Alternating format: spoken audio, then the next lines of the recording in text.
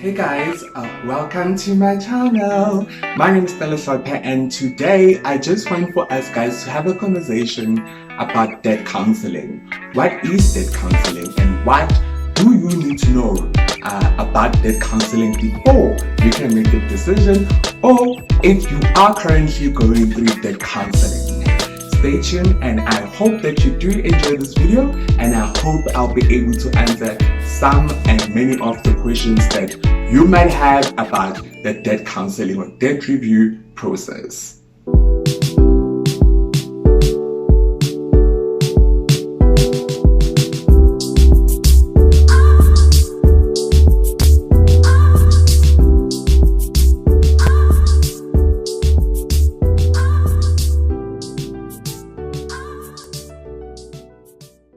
As many of you might know, I have previously worked in a debt review company, and I got to experience and just to learn a lot much more about what debt counseling is and how does the whole debt counseling thing really work. So I'm really excited to come and share some of the information that I know, because I have been receiving quite a lot of messages from people who ask questions regarding to debt counseling and some of the challenges that they go through. Before I can just go any further with this video, I just need to ensure that I do declare that I am not a financial advisor, nor am I a debt counselor.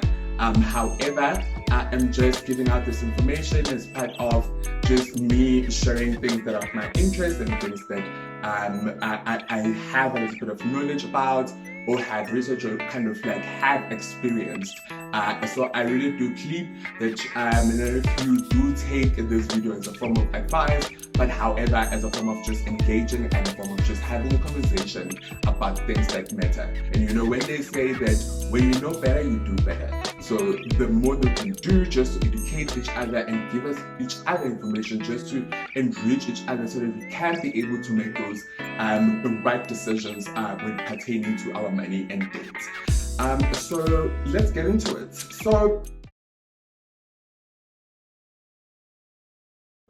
what is debt counseling or debt review? So debt counseling or debt review is a form of relief that was implemented by the National Credit Act of 2007, which was implemented to help assist people who were struggling and who are finding themselves overcommitted with their debts, and they are finding it a bit difficult to be able to maintain their monthly installments towards their debt, because the reason could be the debts that you have are just going above and beyond your income, and you are now not able to survive throughout the month and be able to do the things that you need to do, such as buying food, etc. So the Act then created this amazing platform that is able then to assist consumers who find themselves in that situation, and also to be able to protect them, because that's what the law is all about. It is to protect, and also as a two-way street. The Credit Act is also there to protect the credit provider as much as it is there to assist and protect the consumer, which is me and you. So once that plan was introduced at the time, so how that plan actually do work is the fact that, so a debt counselor, what the debt counselor will then do is that they will sit down with you, take down all your information pertaining to your money, your income, debt, expenses, your responsibilities, and everything that you're obligated to pay towards your finances. And then they will rework a new payment structure where they will reduce the amount that you are paying towards your debt every month to an amount that you can be able to afford. For example, say I am earning about 12,000 Rand and I've got debts that I need to pay totaling up to an amount of like 10,000 Rand, and I'm only just left with about 1,000 Rand or 2,000 Rand to be able to cover all my basic expenses. Then you will then consult with the debt counselor. Then the debt counselor will then rework a payment plan for you, and that plan is then taken to your credit providers for them to be able to approve and give us all the information that they have from their side with regarding to your statements and everything that you owe. Once all of that has been discussed and your credit providers have accepted all of that information, it is then taken to the magistrate court, who will then grant a court order to say that Stella Shopper has applied for debt counseling and is under debt counseling, and this is the new payment plan that Stella now has. So that information, as well as information that will then be implemented towards you paying off all of your debts. So basically, that is what debt counseling is. It is basically a mediator between you and your credit providers, who are able then to go and negotiate on your behalf to make sure that they can be able to assist you to pay a little amount that you can afford towards your debt. So most of the time when you speak to people with regarding to debt counseling or debt review, people have got the most negative experience when it comes to debt review. And I do not blame them. There are people who have had a bad experience and a very bad, distasteful experience with some of debt counseling and debt review companies, where other people have actually found themselves in a deeper hole than they had been when they actually started. However, there's also other people who have went under debt counseling without understanding exactly what they are putting themselves through. And for me, it is important, and it is something that I really, really do love. And I think it is important to share information to each other so that you would know how these things work. It might not affect you today. Maybe today, when you do not need to be going under this plan such as debt counseling, but being realistic and looking at how things are going right now in the country and everywhere in the world, where we are faced with COVID-19, people are losing their jobs and people are getting retrenched left, right, and center. And also, people are also taking a knock on their salaries because they are paid less money that they used to be able to get to service their debts. So that has opened up a lot of pressure to a lot of people. And even long before COVID-19 actually started, most South African consumers were finding it difficult at the time to also be able to service their debts because we are overly indebted. Now, with COVID-19, what it has done is that it has escalated the problems and just opened up a huge hole where now we are finding ourselves struggling a lot to be able to meet our monthly obligations. So it can happen to anyone. Nobody is immune to it. No one has ever thought in the wildest dream that one day in South Africa would be faced with something like this. We've always prayed on some, like, every time when we're playing and like saying things like, yo, guys, my value can't revalue. We had never thought something like this would happen. And it really has happened. And also, same goes with our finances. You will never be certain how things can happen and what could happen to you. So you probably might not think that you want to go through this process, but you would never know. Something might happen later and you might find yourself in a bad financial situation, and you would need to find remedies to be able to assist you. And then it is important then it comes to play to have information in your hand so that you can be able to make better decisions, to be able to weigh what decision and choices you can be able to do to help you. As a husband, so people then get into this thing and it ends up becoming like a whole nightmare that you had never actually ever thought you would one day find yourself in. So it is important for us to share this kind of information. Firstly, I just want to begin to explain the great part about going under debt counseling. I'll try to make this thing as short as possible, get to the point. I think the first important thing that we need to understand when going under debt counseling is that once you have signed up for debt review, you are now going to pay a less amount of installments towards your debt, because this would have been the reason why you would have needed to go under debt counseling. So if I was paying 10,000 rand towards my debt and earning 12,000, now that means that debt counseling is going to reduce that 10,000 rand to 4,000, and I'm going to have a little bit more money to be able to sustain me and make sure that at home I'm able to buy food, I'm able to pay for electricity and water and everything that I need to make sure that I pay to service my whole life and my children's life, or whatever the situation might be. And another advantage that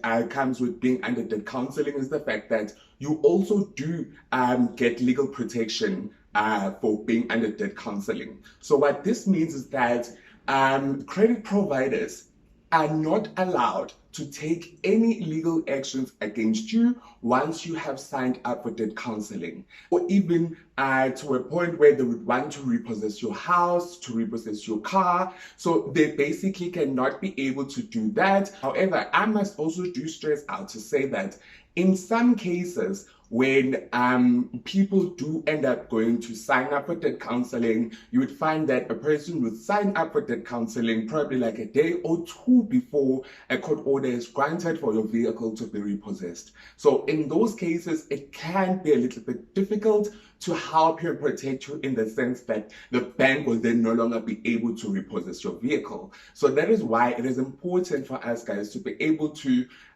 be realistic and really think deep about the situation we're going through.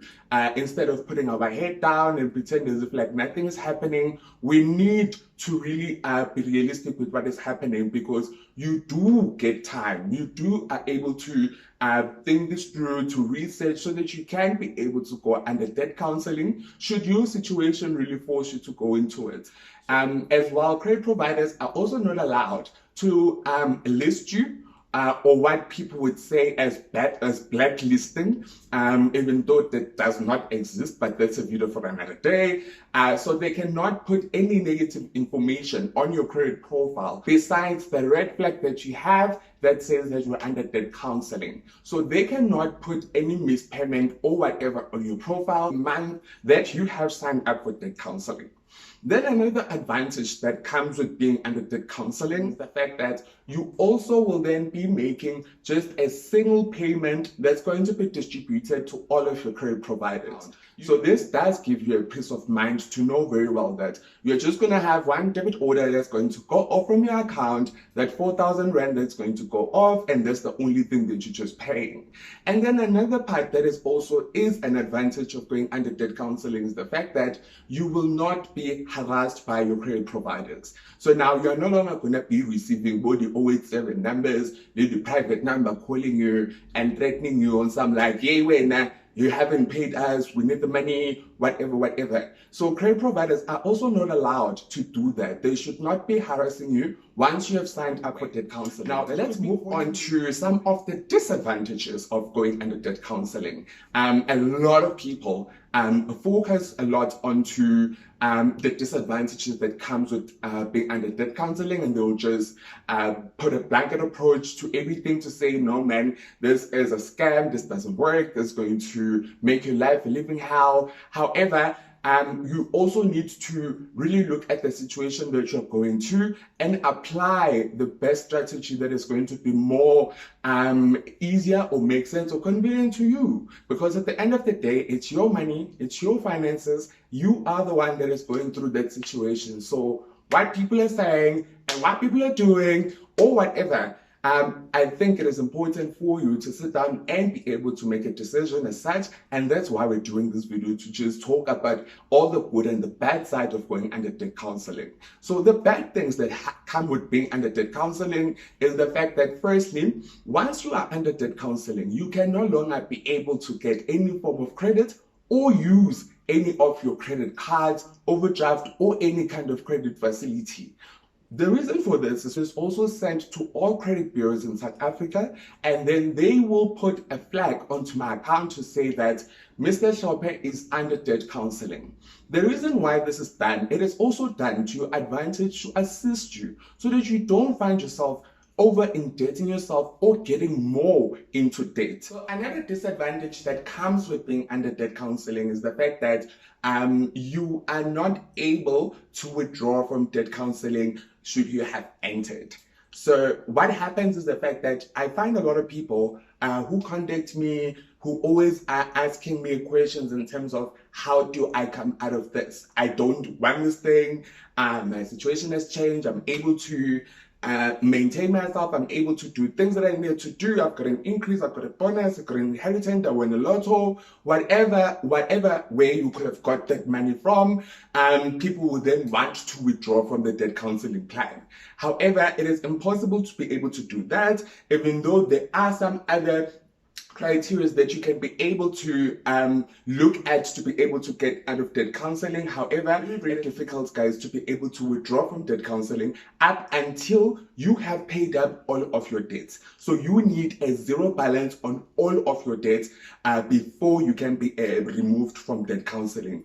Or in other instances, if you are only now left with like your secured accounts, that's being you are now only left with your home loan and your vehicle finance, or either one of the two, and you have finished paying up for all of your credit cards, you have paid for your own personal loans, your overdrafts, and whatever. So you have paid for all the unsecured accounts, and now you are only left with your secured account. Then you can go and make a motivation to say, listen, I've paid my debts, I'm only left with my car now, I can be able to provide for myself, kindly please remove me under debt counseling. So that now that can be removed under debt counseling at that only time. So if that's the only time, then you can be able to be removed under debt counseling. The other disadvantage of going under debt counseling is the fact that debt counseling takes a lot of time, guys. It takes a lot of time, because now, if going back to the example that I just made, if I'm earning 10,000 Rand and my salary is 12,000 and my debts are coming up to 10,000 Rand a month, and I've got debts that are going to run up until 36 months to 60 months or whatever, and I'm paying 4,000, I'm paying 10,000 Rand, and now my debts are reduced to 4,000 Rand. That means that it is going to extend the time that I'm going to pay. I find a lot of people as well on this one who will always say, I'll pay to kokela land. You will never finish paying for the thing. That is because if your installments are reduced, then obviously your term is going to be extended. You're going to pay for a longer time. But also, on that note, we also need to be able to understand the fact that when they say make a minimum payment of 4,000 Rand, it's not law, it's not Bible or whatever. You can be able to make an extra payment to your account, and if you do that, it will help you, because now if you are going to be under debt review for 12 years, now you're going to be under debt review for 7 years. So if you got a bonus at work, you got it like a promotion, new job, inheritance, lotto, or whatever that you have gotten your money from, now you need to then take that money, go to your debt counselor to say, guys, I have got this amount of money, can we add this amount to this certain date, this certain date, this certain date? Then it will help you to be able to reduce the term of payment that you're going to need to pay to be able to finish paying up your debts. In conclusion, I want to just mention a very quick one in terms of the red flags that you need to make sure that you know before, or if you're under debt counseling, so that you don't end up being scammed. Guys, once you got debt counseling, make sure that you are receiving your monthly statements every month.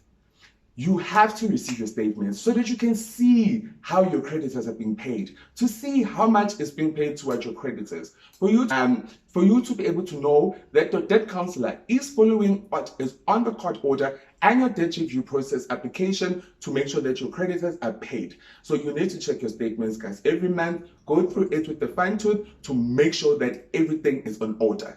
Then the second thing that you also need to be very much aware of is the fact that a debt counselor that is prescribed to assist you with your debts needs to be registered with the National Credit Regulator. The National Credit Regulator regulates the credit industry. As I did say before, it protects the credit providers, it protects the debt counselors, and also protects us as consumers. I'll leave a link onto this video where you can just go straight into the NCR website to check if your debt counselor is registered and is in a good standing with the National Credit Regulator. Also, your credit providers are paid through a payment distribution agency. The one that most people might be familiar with is -PDA. So that company is the one that takes money directly from your account and pays it and distributes it to your credit providers according to the agreement and the court order. Even the debt counselors themselves, all the fees that are involved in the debt counseling process are paid by the -PDA. So if a debt counselor provides you with their own banking details, you must know it's a fraud. Do not do that. Debt counselors, they need to work with payment distribution agencies that will do the distributions of the money to your credit providers. If you are married in a community of property, you and your partner will both go under debt counseling together. By the nature of the marriage regime that you're probably in, what is yours is mine, what is mine is yours, your debts are mine, my debts are yours. Whether you open those debts 8 years ago, they do not care. You are married in community of property. This person's debts, they affect you. Whether be it where you are managing your money correctly, you are not struggling with your debt, it's probably only just your partner who is struggling. Unfortunately, if your partner goes under debt counseling, you also would go with under debt counseling as well with your partner, and they will need to include all of your accounts as well and all of your debts. However, if you are not married in community of property, it is also then is an option for you if you would want to go through it with as a single application. But others may say that even though they're married out of community of property, they are both suffering and they are both taking a strain, and then you can do a joint application. And also, not everyone needs to go under debt counseling. I must stress this out too. You find other people who have got a lot of debt, but they are not struggling. There is a difference between struggling with your debt or just having a lot of debt. So in order for you to go under debt review, you need to be over indebted.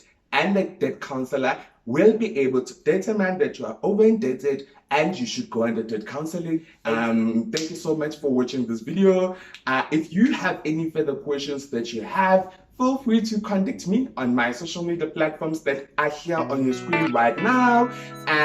Or you can also leave a comment on the comment section, and definitely make sure that you do subscribe to my channel, and we grow together and we just have these amazing conversations where we just educate each other. Thank you so much for watching. Do enjoy